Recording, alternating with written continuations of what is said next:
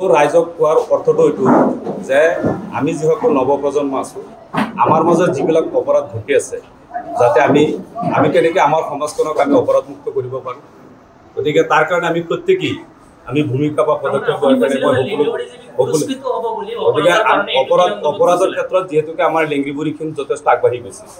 গতিকে তাত আমি কেনেকৈ নৱপ্ৰজন্মই আমি ৰাইজৰ মাজত গৈ আৰু অপৰাধীকেইটাক চিনাক্ত কৰি আমি কেনেকৈ ইয়াত অপৰাধমুক্ত কৰিব পাৰোঁ সেইকাৰণে মই ৰাইজক আহ্বান জনাইছোঁ যাতে আমি এটা অপৰাধমুক্ত এটা সমাজ আমি গঢ়িব পাৰোঁ।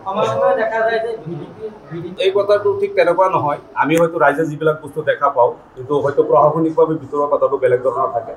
কাৰণ থানাৰ প্ৰত্যেকটা ক্ষেত্ৰত বিডিপিসকলৰ সহযোগিতাও মানে ওচিয়াৰ বা পুলিচে বিচাৰে, কিন্তু তাত যদি মানে নিজৰ মানসিকতা তাৰ উদ্দেশ্যটো ভাল থাকে তেতিয়াহ'লে এবাৰ নহয় বহুতবাৰ থানাত গ'লেও কোনো অসুবিধা নাই, ইতিমধ্যে অচি ছাৰ কৈছে।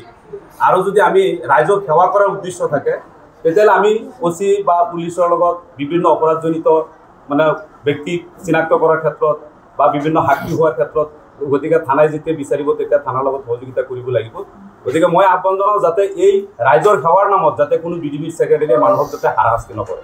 আৰক্ষী বাহিনীৰ সম্পাদক বাছনি কৰাৰ ক্ষেত্ৰত শুদ্ধ নিকা আৰু নীতি নিয়মৰ মাজেদি হৈছে আৰু মই যিহেতু সভাপতি এই সাধাৰণ সভাৰ সভাপতি আছিলোঁ আৰু বিশেষকৈ এই সম্পাদক গঠনৰ ক্ষেত্ৰত কৃতিত্ব মই দিব লাগিব আমাৰ মৰিয়াবাৰী থানাৰ অচি মহোদয়ক, আমাৰ COBDO আৰু আমাৰ মৰিয়াবাৰী থানাৰ এডভাইজাৰী কমিটিৰ সেলিম চৌধুৰী আৰু আমাৰ ডেপুটি এডভাইজাৰ তেখেতসকলৰ সহযোগত ইয়াত নিকা শুদ্ধভাৱে আৰু ৰাইজৰ মাজত কোনো মত বিৰোধ নোহোৱাকৈ যিটো আৰু অচি চাহাবে এটা সুন্দৰ প্ৰক্ৰিয়াৰ মাজেদি যে কোনো বিশৃংখলা নোহোৱাকৈ কোনো মত বিৰোধ নোহোৱাকৈ যিটো আমাৰ বিডিপিৰ ছেক্ৰেটাৰী গঠন হ'ল।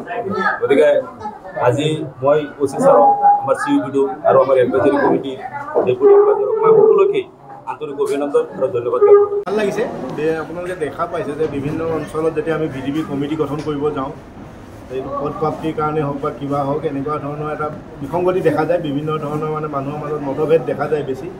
আজি লেঙেৰিবৰী গাঁৱৰ ৰাইজক মই ধন্যবাদ জনাইছোঁ যে তেওঁলোকে সৰ্বসন্মতিক্ৰমে প্ৰায় সৰ্বসন্মতিক্ৰমেই শ্বহীদুল ইছলাম ডাঙৰীয়াক সমৰ্থন দিছে, সম্পাদক হিচাপে নিৰ্বাচিত কৰিছে।